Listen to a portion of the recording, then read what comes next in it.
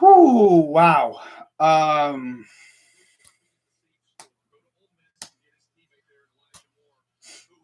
what's going on, everybody? Crazy Dog back with another Indians series recap, preview, live stream. You already know the deal. I know it feels like I'm doing these every few days, and it's because I am. The Indians today finished up a 3-game series with the Minnesota Twins. And into this series, of course, we did not look good against the Yankees. Safe to say the offense definitely showed up for the most part in this series. I was really impressed with how the offense showed up, and I was just thinking, of course, they show up when I'm not streaming them. Indians have sent Allen down. Yeah, I saw that, Logan. I saw that. I'll get to his start here in a minute. I'll tell you one thing: it was not good. It was not good. But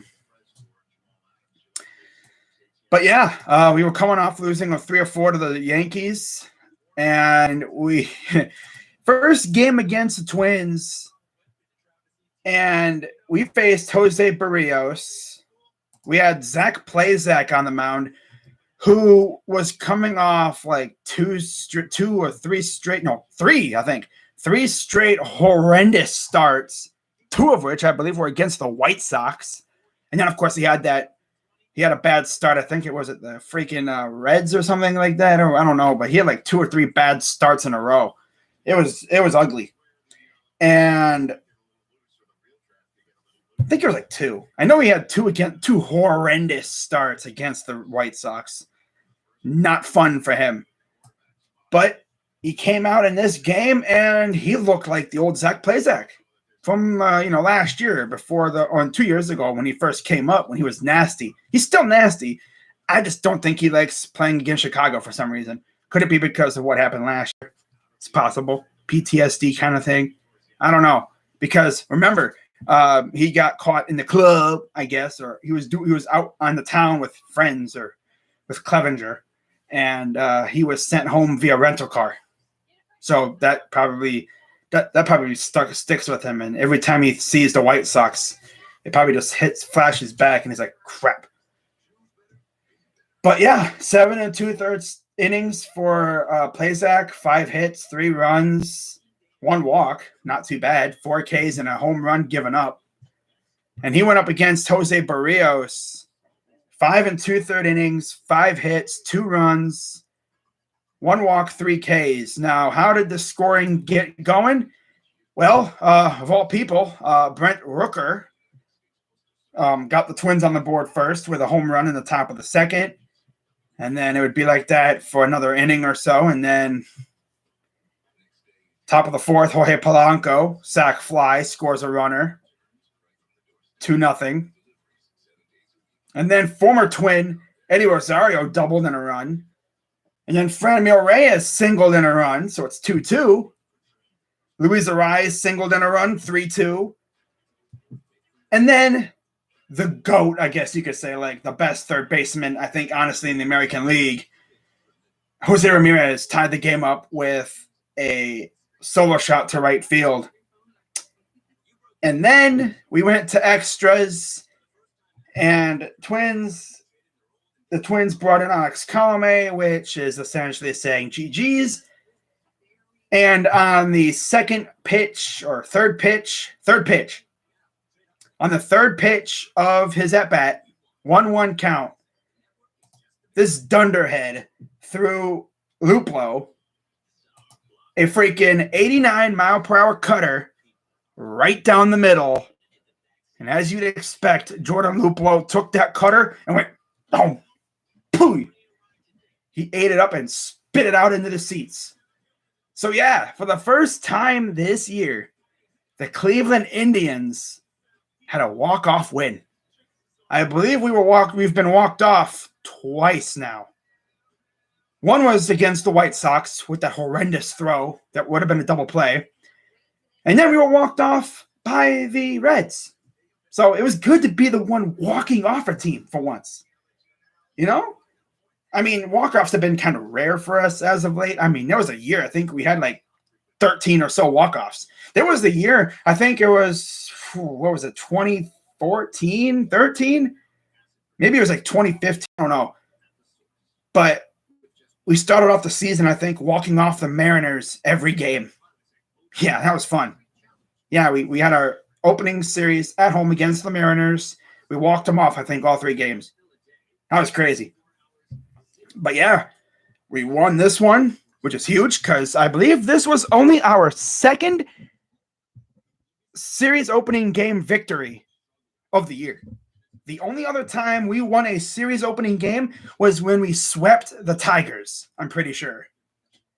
Every other series, we've lost the series opening game, and the majority of the time, we've mainly won the last game. So we've avoided sweeps for the most part, but we've just not been able to take series. So yeah, we take this one. Class A got the win, believe it or not, because of Arise going up 3-2. Because you look at the top of the 8th, he trying to see who he. Or no, that was Alpha Plazak. But then Jose scored in the bottom of the 8th, and Plazak was out of the game by that time. Brian Shaw came in and got the final out. So technically, Brian Shaw, Plazak would have gotten the loss, but he would not have been able to get the save or get the win. So when Ramirez hit the home run to tie the game, that essentially cleared Plazak of taking the L or getting the W in this case, which kind of sucks because I think he would have deserved to get the win. But hey, it's whatever. Class A got the win. And how did he do that? Well, it's simple. He went out there and he did his thing. He did his thing. They brought him in the 10th, and he completely just embarrassed his opponents. Jake Cave grounded out. He faced a 98-mile-per-hour cutter and two 98-mile-per-hour cutters. So he didn't go triple digits on him. Simmons just got embarrassed straight up. Like he must have.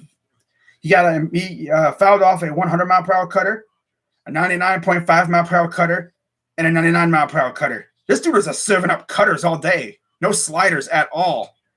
He threw a grand total of 2 sliders that entire inning.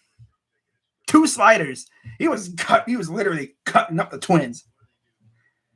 And wound up, slicing and dicing through them. 1, 2, 3 inning. And of course, like I mentioned, they bring in Alex Calamay for some reason. And all we needed was a base hit to win the game.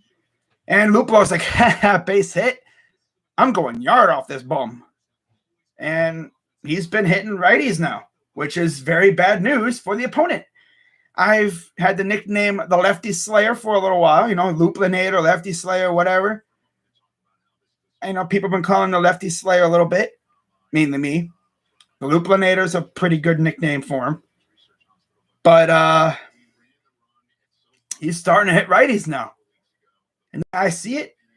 If he hits a couple more dongs off of righties, I might just have to call him the Slayer because this dude hits everything. You can't call him the Lefty Slayer if he's hitting more than just lefties. I called him the Lefty Slayer because back then, when he first came here, mainly was it 2019, he couldn't hit righties. Now he's really starting to earn that playing time. Honestly, I'd rather play him every day than freaking Bowers or Naylor. Although Naylor, he's not a home run hitter, but he does get base hits. I will say that. He has looked better. I wish he would stop making freaking doing stupid stuff in the outfield. Always costing us runs. My God. I think he just feels better at first base. I don't know, but Bowers, I just want him gone. he's still bad to me. Not it. So with that, I believe it was before game 2 that we actually made a roster move. We sent down, or we didn't send down, but we put Nick Whitgren on the paternity list because we had another we have a baby Whitgren. There's a baby Whitgren coming to the world. So they sent him down. They brought in another pitching prospect. I think it's Kyle Nelson. So, yeah, that's fun. Can't wait. I think we saw him a couple times. But yeah, game one was fun for us. Like I went through the pitching lines, take the opening game of the series. That's huge. Because heading into game two, we had my guy Savale on the mound. And Kenta has been pretty good. But in this game, someone must have went in and turned up his home run sliders. Oh, turn it up, because this dude gave up bombs left and right to us. Now, Nelson Cruz, I don't know what's up with this guy. He tripled in this game, scoring a run, first run of the game, off of Savale, top of the first. Wasted no time. Kurloff singled in a run. So it's like, okay, well, it's 2-0. That sucks. Let's respond. We definitely responded all right. Jose Ramirez, third pitch he sees. Oh, I'm sorry, no. Fourth pitch he sees. Sends it out of the yard. Right field side. Fouled off a pitch in the next pitch. He did this, I think, a while back, too. Fouled off a pitch in the next pitch. Sends it out. I think that was the one where he was like looking like, because it was looking like it was going to go foul. And then he's watching it and it goes fair. He's like, yeah. Tied the game up. Or not tied the game up, but, made it 2-1. Cut the lead in half. That's huge. Because, we wouldn't do anything else there. Because, it's what we do. It was already 2 out. Rosario grounded out, of course. Buzzkill. But then, Franmil Reyes came up, and I don't know what Maeda did to this guy. I think he faced him in San Diego. Did Maeda, do something to him and when he was with San Diego? Did he embarrass him or something? This dude, first pitch he saw against Maeda, sent it 452 feet into the stands. I swear that ball looked like it was going 700 feet. It only went 452. It went to the closest part of the stands to home plate. Yeah. So, that's cool. Tied the game up. And then we did nothing afterwards, as usual. So, yeah, it's 2-2. And then, again, offense goes back out. Defense goes out there. Savale, 1-2-3 inning. Boom, boom, boom. Bottom of the third comes up. Jose's back at the dish. RBI double. How about that? Scores Cesar Hernandez. So he essentially switched places with him. And then top of the fourth, the Twins get back on the board. They tie the game up again. As I guess you could say Bartolo Colon's low-key doppelganger twin type. This is what Bartolo Colon would look like if, I guess, he had long hair and he was a hitter. I swear, in the face, they kind of look almost the same. Kind of like Kyle Schwarber and Daniel Vogelbach a little bit. Yeah, a little bit. Not a total doppelganger, but a little bit. Mm-hmm. Well, he singled in a run, of course. So it's tied up at 3 again. And, yeah. And that really sucked, too, because that was coming off a throwing error. Cruz singled because of a throwing error from Jimenez. Because Jake Bauers couldn't pick the ball out of the ground. Of course, they always suck at making the easy plays. But then when it comes to these very tough plays, they'll make them. It's the weirdest thing. But it's tie game. And Savale rebounded, got the next 2 outs. All was right, except the score. So then right after that, a couple an inning or so pass. Bottom of the 6th come up. And once again, Franmil Reyes comes to the dish. First pitch he sees. Doink! And that's gone. A little bit further, I think, down the stands, but it wasn't as far up the stands. Yeah, Kenta Maeda, I don't know what you did to him, but thank you. Yeah, and it's 4-3. How about that? And then right afterwards, Josh Naylor got a double. He actually hit the ball, and it went into the outfield. Like, it didn't go into some dude's glove. It didn't go to an infielder's glove. I was shocked. And then after that, that actually chased Kenta out of the game. So, yeah, Josh Naylor, another former Padre, chased the former Dodger out of the game. Love to see it. Caleb Thielbar came in, immediately gave up a double to Bowers, gave us a 5-3 lead. And then Perez struck out because, of course.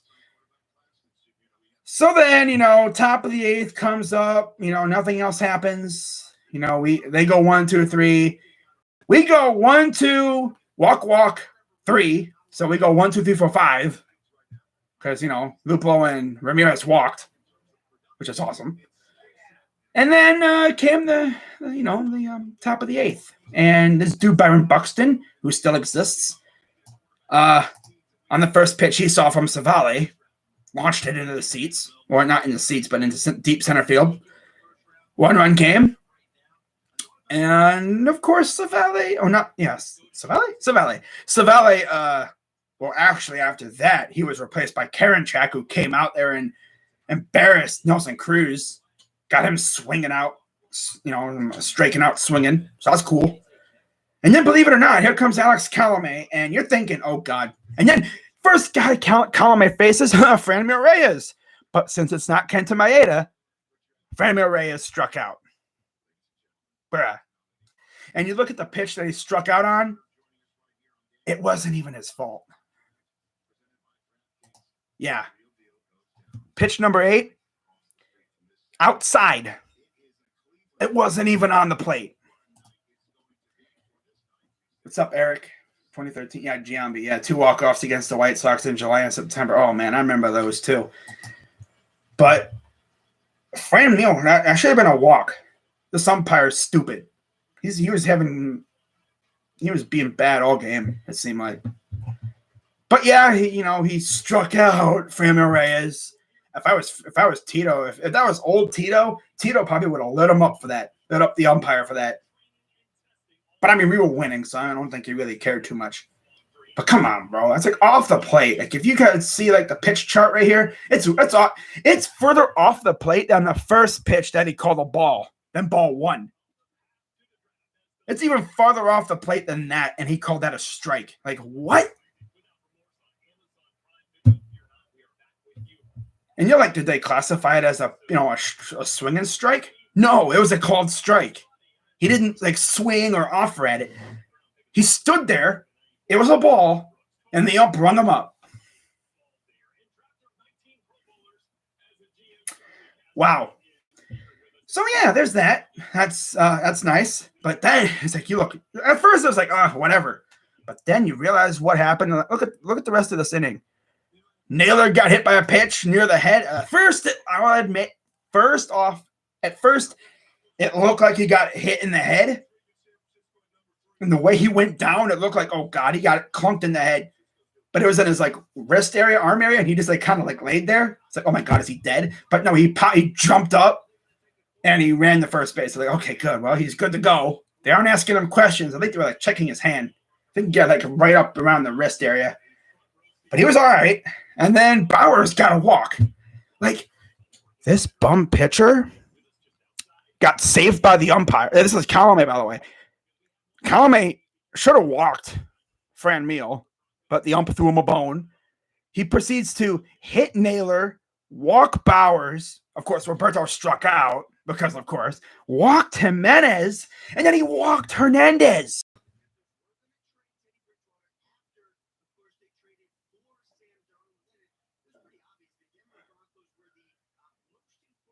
This dude, honestly, should have walked 4 of the first 5 guys he faced.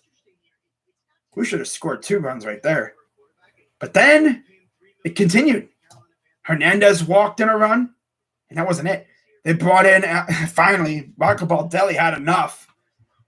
And he brought in Jorge Alcala, who immediately walked the next guy.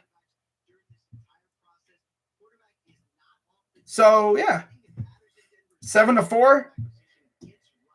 And then Ramirez struck out because, of course, I always forgot. It's one thing about the Indians. They are allergic to scoring with runners in scoring position.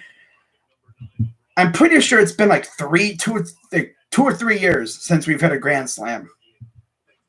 I think Edwin hit the last one for us, but I could be wrong. But yeah, Ramirez struck out, and then the top of the 9th came up, and I think Karinchak was still in for this one. Yeah, he was still in there. And as you'd expect, line out for Kirilloff, pop out for Astudillo, and then he just right through Jake Cave. A called strike, and then 2 swinging strikes. Hutcha, locked him up, got him. Well, he didn't lock him up, but he rang him up for the game-ending K. Love to see it. You love to see that. Now, one really funny thing that I forgot to mention about the first game. All right. So you go back to the first game. All right. You go back to the 26th. All right. And I think it was around, how long did freaking Berrios go? 5 2/3. Okay. You go around the 6th inning. All right. Here's where the funny thing begins. You will notice it says mound visit. When you look at MLB.com, you go to the game up top where it has the scores and everything. You click on it. You go to where it says all plays. You go to the 6th inning. You notice Hernandez walked. They had a mound visit. Okay? They had a mound visit. Pitching coach goes out there to talk to Berrios, probably to calm him down, talk strategy. Okay, cool. All right? So then they get Lupo to ground out. Ramirez lined out. But then Rosario doubled in a run, remember? Franmil singled in a run. Tie game. Rocco Baldelli goes out. Right? But he's thinking just for a mound visit. I guess. A meeting at the mound. He didn't intend to take out Jose Berrios. He goes out there just to talk to him. He goes to, I guess, walk back or something. The ump says, hey, where you going? You got to take out Berrios. You visited the mound twice in this inning. You can't, that's it. You visit the mound, you got to take out your pitcher. So they had to take out Berrios. Oh, boy. That's tough. That's tough. But you know what's even tougher? So you look at, the pitching lines for game 2 of the series. And it's like, bro, this dude Savale, he shoves, bro. 8 hits, 4 runs. But he could have been worse, but he held his own. He held his own. Offense picked him up. 4 Ks, 1 homer. Yeah. Maeda, 5 2/3, 8 hits, 5 runs, all earned. 3 Ks, 3 dingers. Yee. Now you think that's bad, all right? You think, that sucks. Savale, he ain't good. Hooey, I'm going to talk about this game today, and thank God it wasn't on TV. Yeah. So Savale, he's 4-0, by the way, which is fantastic. Maeda's 1-2, and Karinchak locked down his 2nd save of the year. Love to see it. So then we look at today's game. And when I saw the pitching matchup and I saw we had Logan Allen starting, I'm like, oh, God, thank God we're not on TV. We were on YouTube today. This is the matchup that they chose for YouTube. They could have chose a Bieber start. That would have been fun. If only they were on YouTube 2 nights ago or 3 nights ago or whatever, for game 1 of the series, when it went to extras. That would have been fun. But no, let's have the Logan Allen start on freaking TV, huh? On YouTube. Yeah. Let's showcase the Indians on YouTube with Logan Allen starting. And this game started exactly as you'd think. The Twins had a home run derby. They were legit teeing off on Logan Allen. Literally. All right. You look at their batting order. Buxton, Donaldson, Polanco. All right. Buxton, Donaldson, Polanco. 3 of their first 4 batters went yard off of Logan Allen. And of course, Nelson Cruz, because of course, right? He walked. They walked Cruz. You know what's really bad? It took this bum, Logan Allen, right? 5 batters to get his first out. And then he's got 3 straight outs after that. So it's like I'm gonna spot them a 4-1 lead. I mean, they were teeing off on the poor guy, bro. Damn. It's like, Tito, can you not see that Logan Allen's not a starter? This dude's been getting teed off on every start. I think the only win he has is against a mediocre Detroit team. Other than that, bro, he's been getting whacked. I mean, look at what happened against the freaking Reds. Really? Like, bro. You mean to tell me there's no other pitchers in our pitching factory that you could put in there that could be better than him? Seriously, bro? That was only the start, because we wouldn't do a damn thing until the bottom of the second. Finally, Amed Rosario homered to put us on the board, but it was already 6-0 because top of the second inning, Nelson Cruz once again singled in a run, 2 more runs. So it was 6-0 by the top of the second. Rosario homered to 6-1. Ooh, 6-1, yeah. Top of the third comes up. Williams Astudillo. Doink. 7-1. Yay. Top of the fifth. Mitch Garver. Doink. 5-1. Yay. I'm sorry, no. 8-1. 8-1. Then Yu Chang grounded out. Ooh, 8-2. Ooh. And then Mitch Garver again. Oh, you thought I was done? Doink. And it's now 10-2. Yeah, we lost this game 10-2. Where was the offense at? Oh, wait. It would have been a good pitching performance, right? Now, the thing is, right after this game, right before this game, the Indians reinstated Nick Whitgren from the paternity list, and they DFA'd Oliver Perez. And then after this game, they actually they're going to option Logan Allen to AAA, and I believe they're going to call up another pitcher, Nick Sandlin, and I believe they're going to also add, I think, another pitcher to the tech squad. So we got these guys over here messing with the freaking pitching staff when we kind of need another bat.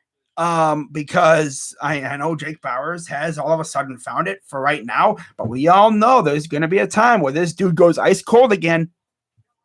At least at least the minor leagues should be underway, so at least we could dump him off and freaking finally bring up Bradley or freaking Johnson or something. My God, bro. Oh, yeah, man. But yeah, it was J Happ versus Logan Allen. And to be honest, we never stood a chance with freaking Logan Allen on the mound. My God, dude. Like, the dude literally went 1 1/3 innings. 5 hits, 6 runs, all earned, 3 homers, 1 strikeout, and 1 walk. Yee. It was a bona fide bullpen game again. Every time he pitches, we have a freaking bullpen game. Like, bro, thank God. Thank God our, freaking Savale and Plazak shoved low-key. And they were good. I mean, they didn't go Bieber crazy, but they had good games. They rallied when they needed to. They didn't let things get out of hand like Logan did, pretty much. Logan just, I don't know what it is with him. Is it his wind-up? Is it, like, just the way he is? Because he wasn't too bad last year as a reliever. Maybe it's just the fact he kind of is a reliever. That should not be a starter. Because he can really only hold it for like an inning or so, and then all hell breaks loose. It's the way it is. It's like Plutko. Adam Plutko was essentially a bullpen guy. He was not meant to be out there more than maybe 3 innings. Because then, as we saw last year or whatever, Plutko would be in there through like the second, third time through their lineup, and they just start hitting everything off of him. Once they figure you out, you're done. And in Logan Allen's case, it took him 3 batters and this game was over. God, Jay Happ went 7 innings, 4 hits, 2 runs, 2 earned, 1 walk, 3 Ks, 1 homer. Now, I don't know if I went through Kenta Maeda's pitching line, but yeah, 5 and 2/3, 8 hit, 5 run, 5 earned, yeah, 3 Ks, 3 homers. Yeah, I think I went through this already. But like you look at our pitching lines through this series, like Savale did good, Plazak didn't do too bad, and then you got Logan Allen, bro. My God. I think he just needs some time away from the majors just to recuperate and regroup. Because, I mean, getting shoved like that every start probably does a lot to your mind and your psyche. Because imagine, like, you're being, it's like being a fan of this team. It's like you look at our rotation, you have Bieber, Plazak, Savale, and McKenzie. 4 legit starters. And then you got Logan Allen. It's like one of these things is not like the other. And that's why I miss Carrasco. Why did we have to trade him? Dolan, why'd you have to trade him away, bro? I mean, just randomly trade him away to New York. I mean, yeah, it sucks he's hurt right now. But, dude, like, Carrasco, really? You trade him away? We love him over here? Like, of course, you like trading fan favorites, so no surprise. I'm kind of surprised they traded him away because he's not a Cy Young Award winner. Usually they only trade Cy Young Award winning pitchers. But and that the others is leaving free agency because that's what they do. But I mean, he is kind of getting on the old side. And I mean, if he would have gotten hurt with us, we would have been in the same situation. But now we wait and see who we bring up to take that number 5 spot in the rotation. I don't know if we're going to need a 5 spot for a little while. But yeah, not fun today. I guess it was a good thing that we had a 1:00 game because then I didn't have to waste my day watching that garbage because if it was like a 7:00 game, my night would have been ruined. So, I mean, it wasn't too bad. And I knew, at least the game was over quick. I knew it was over quick. It was like, yep, that's GG's. So I just stopped watching. And thank God it was on YouTube, like I said. God, that was unbearable. Hoo-wee, man. So now, what's next? Well, we got the freaking White Sox.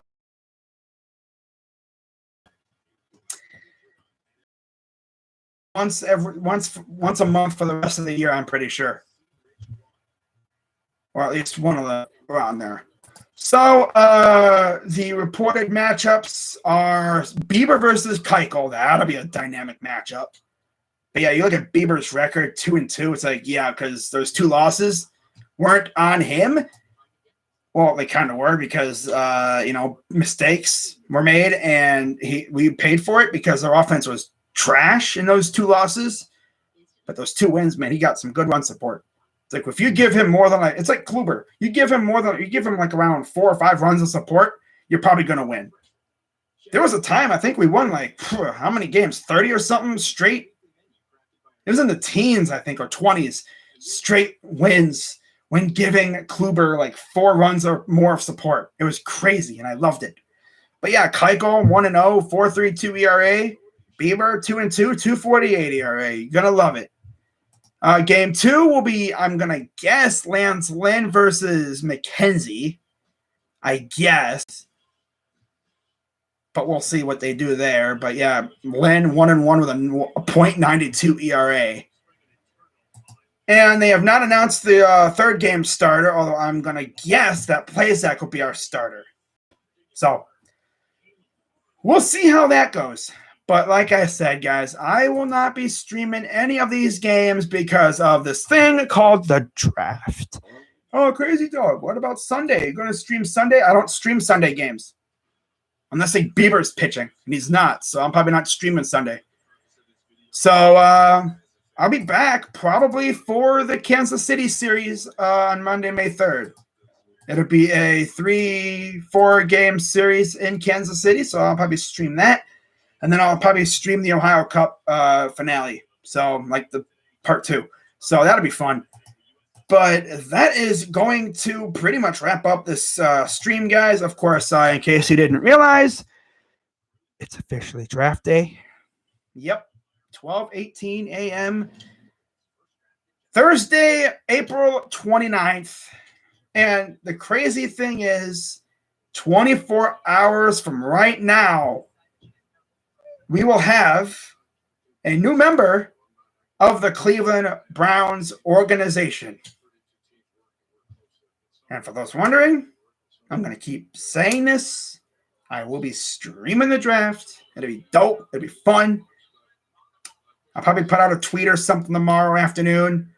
Pretty much, like calling to the people saying, hey, if you want to pop in the stream for a pick or two or the whole rest of the draft, you can come in anytime if you want. Anybody can jump in, Browns fans or not. I think it'd be funny to have fans of other teams pop in for a little bit, especially if your team is picking, because that would be pretty funny. You get your reaction to it. Now, if you're wondering, am I going to do a reaction video, or am I going to just let the stream be it? I'm going to do my reaction video. Now, I don't know if I'm going to be like standing up to do it like I did last year, or if I'll be right here doing it, because I think it'd be funny to, do it with Baker looking behind me. I might do it right here. I don't know. But I guess you have to wait and find out. So, did I hear Lindor got booed? Yes, I heard. And it kind of made me chuckle a little bit. Yep. Kind of made me chuckle a little bit. This dude's getting hated on by Mets fans. And, I mean, people didn't really see his bad side with us because Cleveland doesn't get media attention. But now he's in a big media market like New York, and that dude, bro, he better pick it up because they're going to start tearing him to shreds, my dude. I mean, now they're like, well, it's still early in the year. Keep doing this until, like, I'm going to say until June. If his struggles continue like into June or July, because then it's like, well, we're getting closer to the middle of the year, and this dude still sucks, so what the heck is going on here? And it would be even worse if Jimenez and Ahmed start picking it up. Now, they're doing just fine, but obviously not on the level of Lindor, or at least the way Lindor was here, but we'll see what happens, man. This is going to be interesting, man. I cannot wait for tomorrow. And, of course, don't forget, guys, I will also be doing a other live stream tomorrow afternoon. I'll be doing my full first-round mock draft. That'll be fun. I'll be doing it live, and I'll be using the Predict a Pick thing on NFL Network, NFL.com. And I will also be posting my Browns 7-round mock. That'll be a recorded video, not live, so be on the lookout for that. But that's really all I got for you guys. So hope you guys have a great rest of your night. And I will see you tomorrow afternoon for my full first-round mock draft, the one and only one. So hope you guys are ready for that. But I'm going to head on out of here and get ready for bed, even though I'm probably not going to be able to sleep tonight because I'm so excited for the draft. Whew, man. And, I'll see you guys tomorrow. I'm Crazy Dog. Let's go Tribe. And I'm out.